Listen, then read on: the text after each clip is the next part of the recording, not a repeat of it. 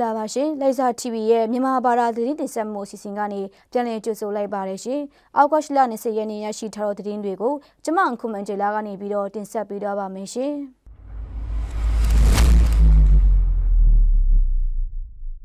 ဖက်ကမြို့တမကုန်းမှာတဆွေးနေတဲ့စစ်ကောင်စီတပ်မှနေ့တိုင်းလိုလက်နက်ကြီးပစ်ခတ်မှုကြောင့်အောက်ဂတ်လ18ရက်နေ့ကစိန်တောင်ပတ်စံချောင်းကျေးရွာမရှိကထုံစုတောင်းတောင်နဲ့ထုံဖူးကျေးရွာတွေဘက်မှလက်နက်ကြီးများကြားရပောက်ကွဲမှုတွေရှိကြောင်းသိရပါတယ်။စိန်တောင်ပတ်စံချောင်းကျေးရွာမှာနေ့လယ်10:15မိနစ်အချိန်တွင်နေရာမှာလက်နက်ကြီးပောက်ကွဲမှုကြောင့်အရက်တာတုံဦးထိခိုက်ဒဏ်ရာရရှိခဲ့ပြီးမရှိကထုံစုတောင်းတောင်ဘက်မှလည်းည9:00အချိန်တွင်လက်နက်ကြီးပောက်ကွဲမှုကြောင့်အရက်တာတုံဦးထိခိုက်ဒဏ်ရာရရှိကြောင်းသိရပါတယ်ရှင်။စစ်ကောင်စီတပ်မှလက်နက်ကြီးများဗရန်ပတာပစ်ခတ်နေရာတွေကြောင့်ဖက်ကန်ဒေတာရှိဒေတာခံပြည်သူများကမိမိလုံခြုံတဲ့နေရာတွေမှာထွက်ပြေးတိမ်းရှောင်နေကြကြောင်းလည်းသိရပါတယ်။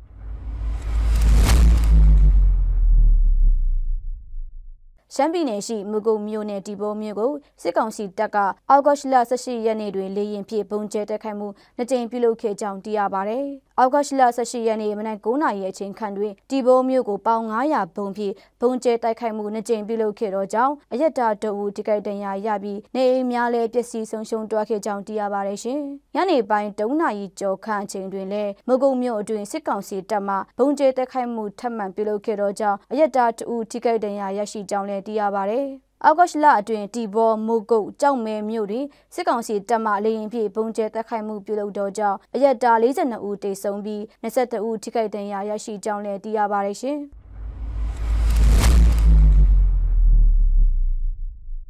လေစာမြို့အတွင်းရှိရင်ထင်းရဲများနဲ့ရဲတပ်ရုံးတာဝန်ရှိသူများမှမြို့အတွင်းရင်စီကံလမ်းစီကံများကိုတင်းကျပ်စွာစစ်ဆေးလျက်ရှိနေပါတယ်။မြို့အတွင်းလူဦးရေများထပ်တိုးလာသည့်နေ့အမျှမြို့အတွင်းရင်စီကံလမ်းစီကံများကိုလည်းအလုံးလိုက်နာကြရန်အတိပေးကြေညာချက်များထုတ်ပြန်ပြီးအောက်ဂတ်လ16ရက်နေ့မှစတင်ကအရေးယူဆောင်ရွက်မှုများလှုပ်ဆောင်နေပါတယ်။စင်ကဲအုပ်ထုမဆောင်တော့စင်ကဲမောင်းနှင်တူများအသက်18နှစ်မပြည့်တော့ရင်မောင်းများစီကံမလိုက်နာတော့ရင်မောင်းများကိုရင်ထင်းရဲများကအရေးယူစစ်ဆေးမှုများပြုလုပ်လျက်ရှိကြောင်းတာဝန်ရှိသူများမှသိရပါတယ်ရှင်။ယခုလိုပြုလုပ်ရခြင်းအားမိဘပြည်သူများနဲ့ကျောင်းသူကျောင်းသားများရဲ့အသက်လုံးချုံမှုရှိစေရန်နဲ့အက်ဆီဒန့်ဖြစ်ပွားမှုညွတ်နေလာစေရန်ဖြစ်ကြောင်းတာဝန်ရှိသူတွေထံမှသိရပါတယ်ရှင်။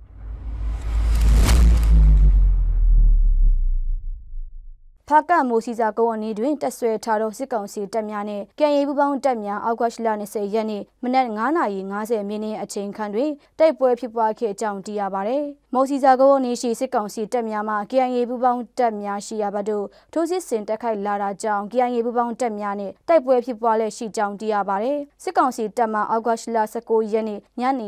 9:26မိနစ်အချိန်မိုးဝမ်းကြီးမှလေရင်နဲ့ပုံကျဲတိုက်ခိုက်မှုနှစ်ကြိမ်ပြုလုပ်ခဲ့ပြီးဖကန်တပ်မကုန်းဘက်မှလည်းလက်နက်ကြီးများပစ်ခတ်မှုပြုလုပ်ခဲ့ကြောင်းသိရပါတယ်ရှင်။နားဆင်ခေကြတော့ပြပြတူများအားလုံးကိုစိတ်နှပြရှင်လန်းချမ်းမြေ့ကြပါစေရှင်။